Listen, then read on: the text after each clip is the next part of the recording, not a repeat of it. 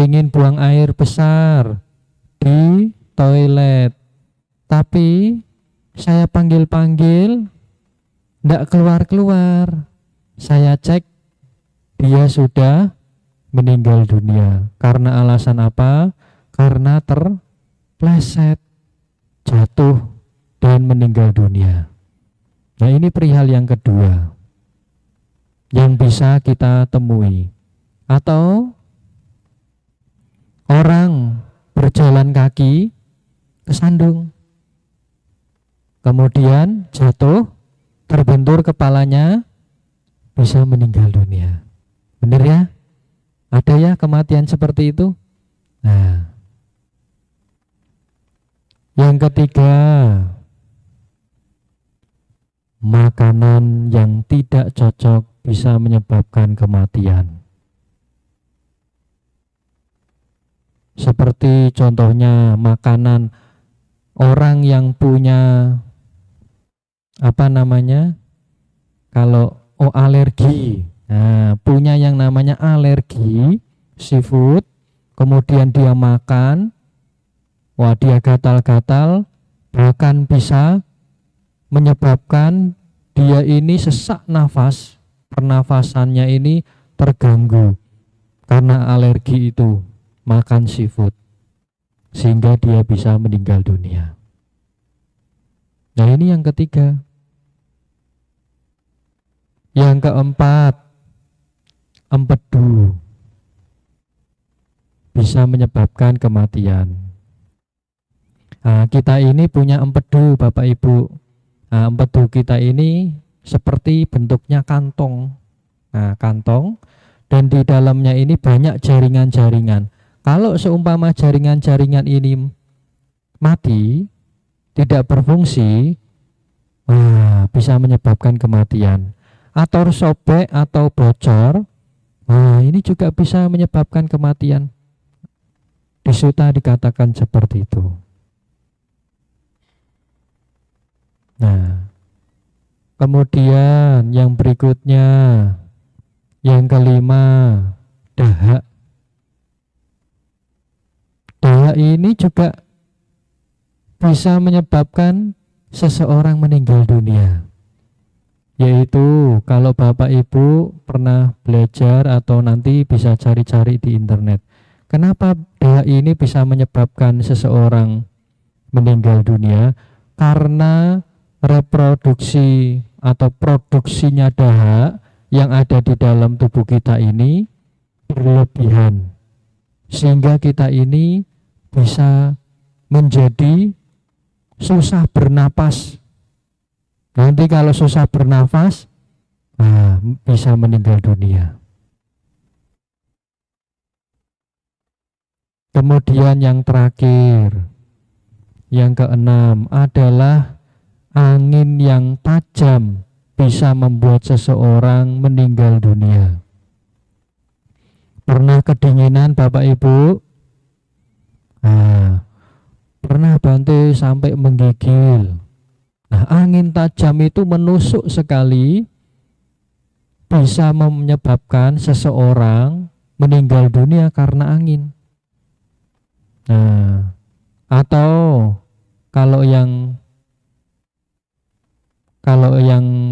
dari dunia kedokteran, ada juga penyakit angin duduk, bisa menyebabkan kematian juga.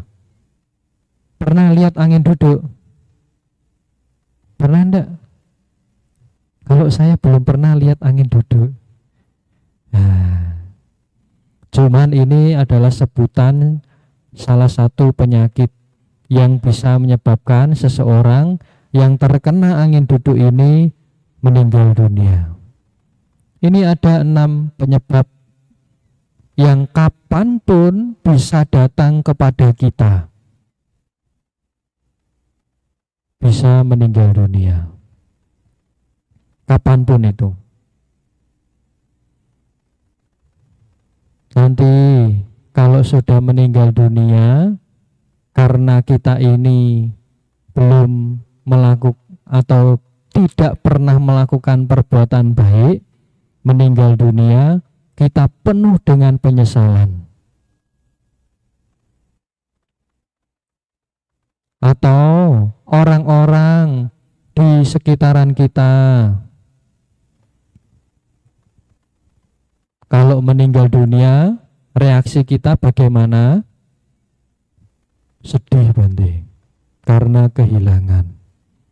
Seperti orang tua kita, seperti istri, suami, anak, seperti kakak, adik.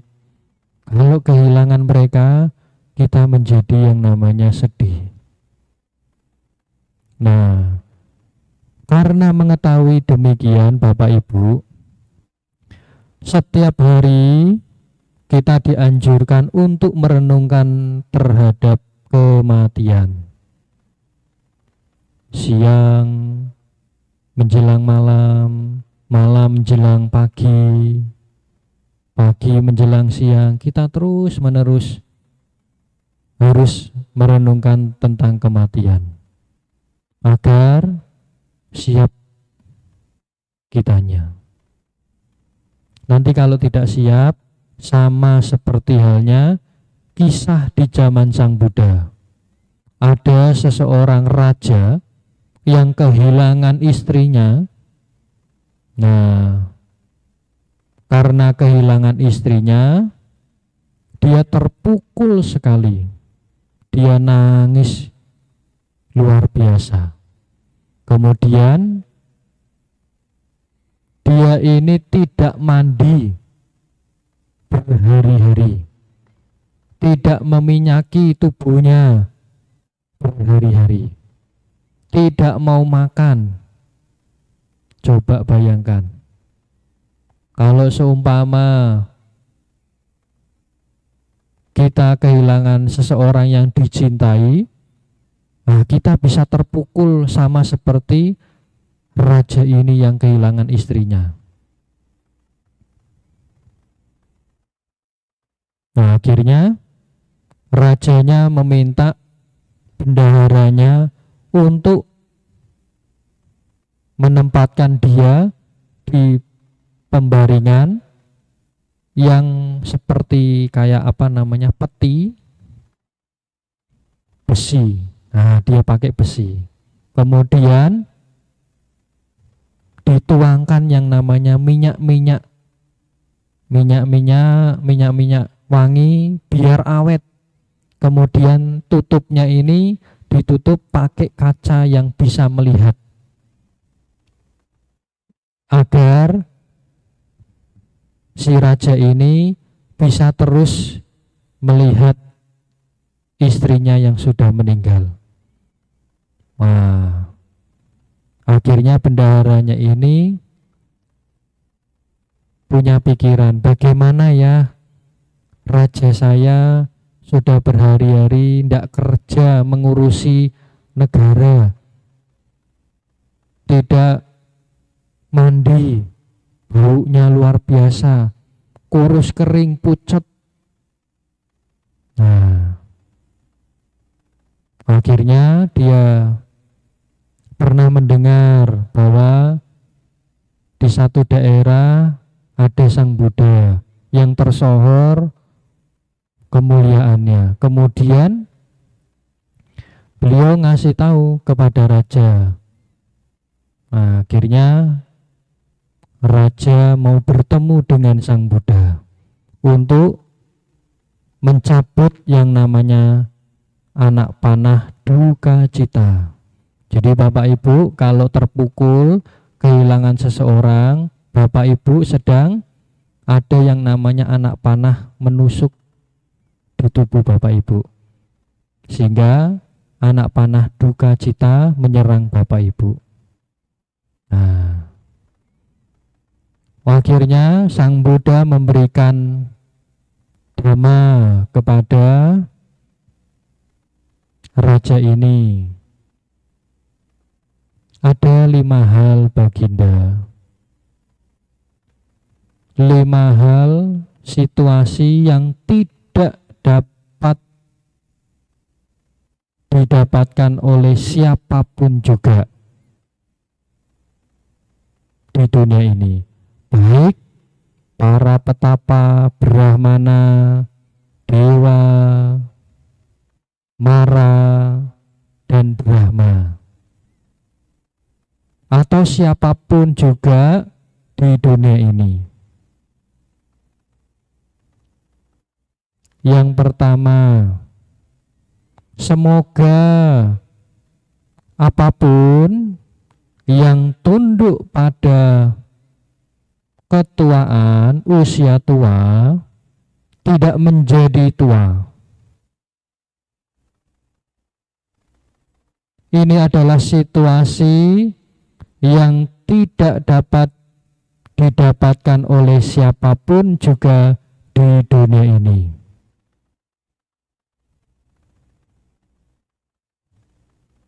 Kalau seumpama Bapak Ibu punya doa-doa, yaitu berharap semoga saya tidak tua, semoga orang tua saya tidak tua, semoga suami, istri, anak, kakak, adik tidak menjadi tua, tidak akan bisa didapatkan.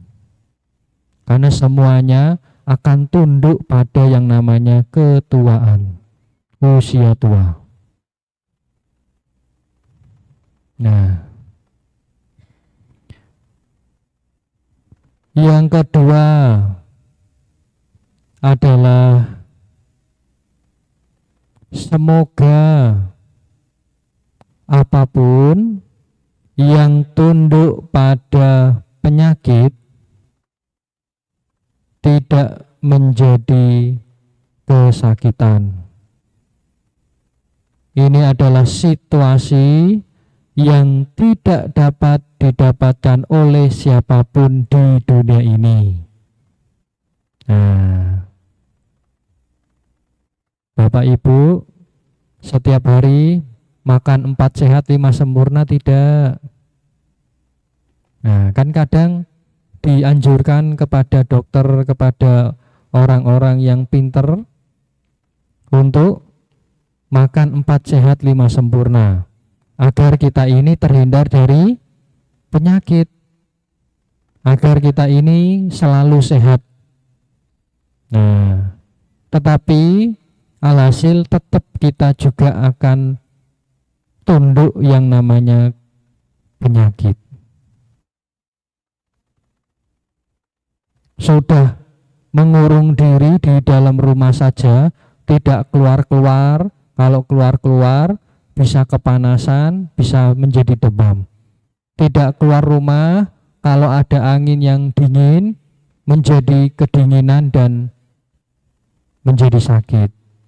Tetapi di dalam rumah pun bisa menjadi dia kesakitan.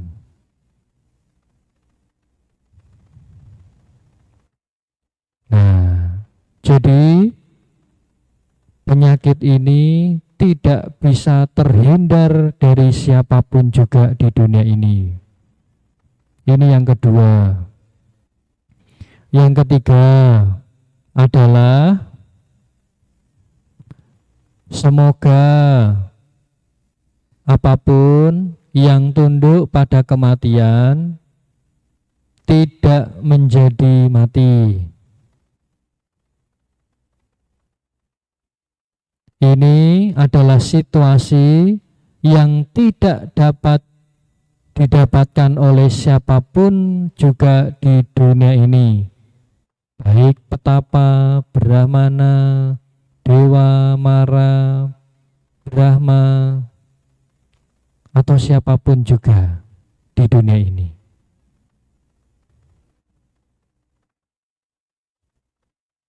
Kalau seumpama orang-orang menginginkan tidak meninggal, menginginkan usia yang panjang, usia yang kekal, baik itu meminta kepada pohon-pohon, ke gua-gua, tidak akan bisa terhindar dari kematian. Tetap orang itu akan meninggal dunia. Kayak seumpama yang pernah kita lihat, kalau Bapak Ibu lihat berita, ditemukan peti mati, di dalamnya ada isinya mumi yang diawetkan, yang dibalut dengan kain. Kemudian para ilmuwan membuka kain itu. Ketika dicek, ya mumi itu meninggal dunia, walaupun tubuhnya masih ada. Benar ya? Nah, orang di zaman lampau menginginkan kehidupan yang berusia panjang, yaitu nanti kalau dibalut seperti itu, dia menginginkan 1000 tahun yang akan datang, dia bisa bangkit lagi dengan tubuhnya itu. Adalah tidak mungkin. Karena alasan apa? Karena semua pasti akan tunduk kepada kematian. Nah, ini yang ketiga. Yang keempat, semoga apapun yang tunduk pada kehancuran tidak menjadi hancur. Ini adalah situasi yang tidak dapat didapatkan oleh siapapun di dunia ini. Apa yang dimaksud kehancuran? Kira-kira besi, pernah lihat besi ya Bapak Ibu ya? Ya. Kira-kira besi itu bisa hancur atau tidak? Bisa, Bante. Kalau seumpama besi ini disimpan di dalam rumah kita 500 tahun kemudian besi ini hancur total. Jangankan 500 tahun, Bante, 7 tahun aja atau 5 tahun aja sudah hancur, sudah berkarat, kropos dia. Tubuh manusia bisa hancur atau tidak? Bisa. Ada tradisi di Bali, orang meninggal hanya diletakkan saja. Diletakkan gitu ya. Tubuhnya hancur. Hanya sisa tulang-tulangnya saja. Tulang-tulangnya pun semakin hari, semakin tahun juga akan hancur, akan mengalami kehancuran. Jadi kalau Bapak Ibu punya pikiran, punya doa-doa seperti itu adalah tidak mungkin didapatkan.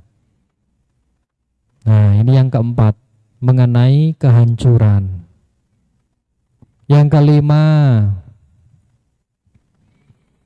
semoga apapun yang tunduk pada kehilangan tidak menjadi hilang. Ini adalah situasi yang tidak dapat didapatkan oleh siapapun di dunia ini. Kalau seumpama Bapak Ibu punya doa-doa, semoga mami saya, papi saya, kakak saya, adik saya, suami, istri, anak tidak hilang, tidak meninggalkan saya, akankah kira-kira bisa Bapak Ibu? Nah, tidak akan bisa. Kita juga akan kehilangan orang-orang yang kita cintai nantinya. Bukan orang-orang yang kita cintai saja, orang-orang yang kita benci pun juga akan kita kehilangan. Oh, enggak apa-apa, Bante. Kan itu orang dibenci sama kita. Kalau dia menghilangkan saya bahagia. Wah, kadang-kadang kan gitu ya. Nah, jadi kehilangan ini tidak dapat dipungkiri Bapak Ibu.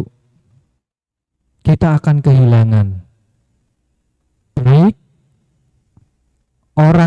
meninggalkan kita, baik juga kitanya yang meninggalkan dia sehingga kita kehilangan dia. Benar ya?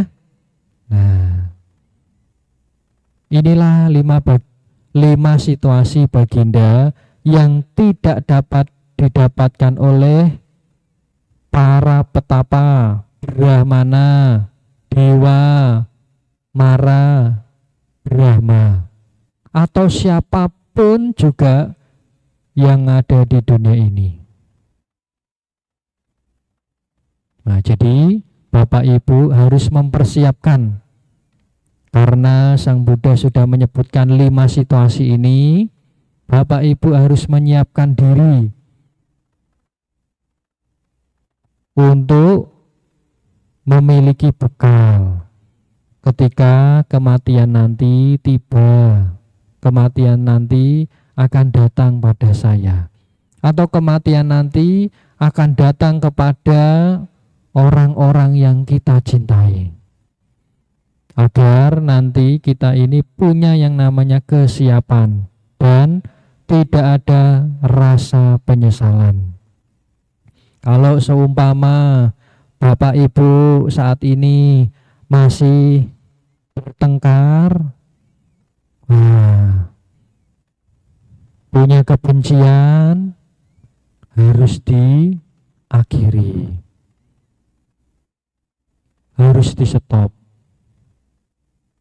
Kebencian, kemarahan kepada orang tua, kepada mertua, kepada istri, kepada suami, kepada anak,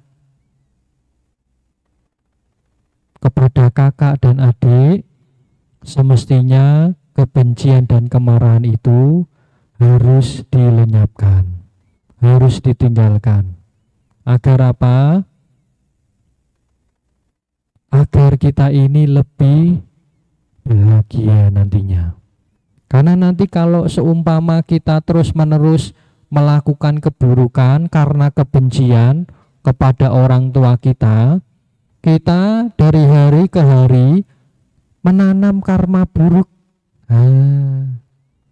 Lama-kelamaan kita banyak buah karma buruk yang nantinya menjadi bekal di kehidupan yang akan datang. Ketika meninggal di dunia ini, terlahir di 4 alam apaya. Alam peta, alam asura, alam binatang, alam neraka. Kita bisa terkondisi di alam apaya itu. Kalau seumpama kita tidak terlahir sebagai makhluk apaya, kita terlahir lagi sebagai manusia, tapi kita terlahir memiliki buah-buah dari karma buruk kita. Kalau seumpama kita selama ini pelit, kikir, tidak mau bagi-bagi, tidak mau bantu orang kesusahan, baik itu pada orang tua sendiri atau keluarga kita sendiri, kelahirannya akan datang kalau menjadi manusia, dia akan terlahir di keluarga yang miskin. Nah, menderita kita karena alasan apa? Karena sebelum kita terlahir, sebelumnya itu kita menjadi manusia, di saat ini kita menjadi kikir dan serakah. Terus menerus dalam kesehariannya mengembangkan, melakukan yang namanya kekikiran dan keserakahan itu. Kita bisa menderita. Kalau seumpama Bapak Ibu sebaliknya, di dalam keseharian kita, setiap hari baik ucapannya, pikiran yang baik-baik, memikirkan hal-hal yang positif, melakukan perbuatan melalui jasmani ini juga yang baik-baik. Setiap hari kita menanam yang namanya kebajikan, karma baik. Meninggal dunia, kita bisa terkondisi terlahir di alam bahagia, alam tujuan yang baik, alam surga.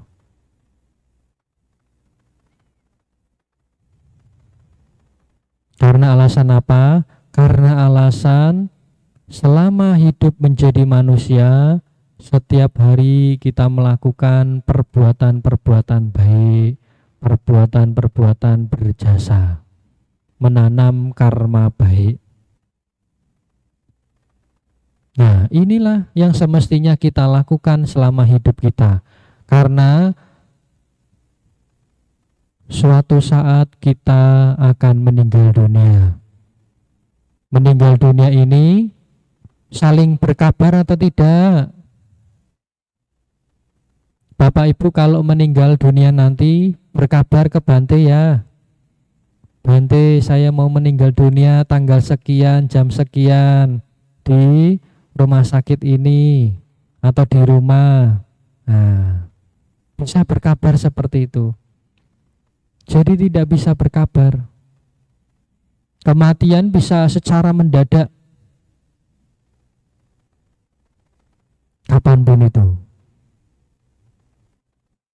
Makanya Sang Buddha menganjurkan kepada kita dari pagi menjelang siang, dari siang menjelang sore, dari sore menjelang malam, dari malam menjelang pagi lagi, kita harus merenungkan yang namanya kematian.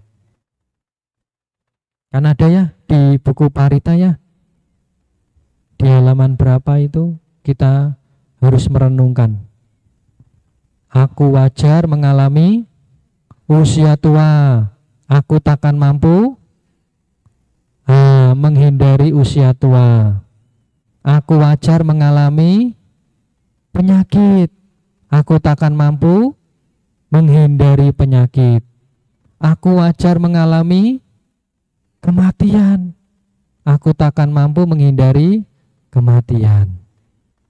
Ketiga hal ini terus menerus kita renungkan setiap hari. Nanti kalau setiap hari kita renungkan seperti itu, bisakah suatu saat nanti Bapak Ibu ketika punya kemarahan sama orang, nanti muncul yang namanya perenungan itu. Setelah muncul perenungan itu, Bapak Ibu tidak menjadi marah lagi kepada orang yang membuat kesal kepada Bapak Ibu.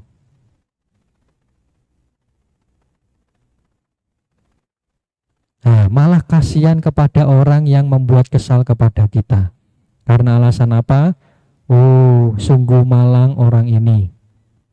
Karena dia setiap hari atau saat ini dia melakukan perbuatan buruk yang nantinya menjadi bekal dia di kehidupannya akan datang, yaitu bekal penderitaan di kehidupannya akan datang.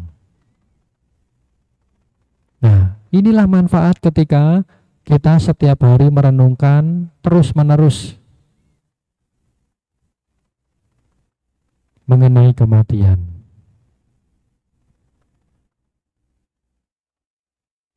Nah, inilah Bapak Ibu, kalau Bapak Ibu dalam keseharian selalu merenungkan kematian, Bapak Ibu bisa terhindar dari marah-marah, terhindar dari egois, terhindar dari keserakahan, terhindar dari kebencian-kebencian. Malah nanti setiap harinya Bapak Ibu akan terus-menerus mengembangkan pikiran cinta kasih. Terus-menerus berbicara yang manis-manis, yang baik-baik, yang indah-indah. Kemudian melakukan dengan tubuh ini, melakukan hal-hal yang baik, menolong orang yang membutuhkan, atau mengerjakan hal-hal yang baik-baik, yang mulia. Nah, inilah manfaat ketika kita merenungkan kematian setiap hari, tanpa lengah, dari pagi sampai malam, dari malam ke pagi lagi.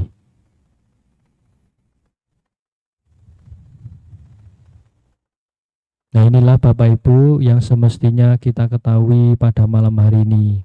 Semoga Bapak Ibu dapat memahami Dhamma pada malam hari ini. Semoga Bapak Ibu selalu berusaha bersemangat dalam melakukan perbuatan-perbuatan jasa, perbuatan-perbuatan kebajikan dalam kesehariannya, yang nantinya bisa menjadi bekal Bapak Ibu di kehidupan yang akan datang. Sabbe sata bhavantu sukitata, semoga semua makhluk hidup berbahagia. Sadhu, sadhu, sadhu. Anumodana dan terima kasih kami ucapkan kepada Yang Mulia Bhikkhu Sangha atas dhamma desana yang telah dibawakan. Semoga dapat dipraktikkan dan membawa manfaat dalam kehidupan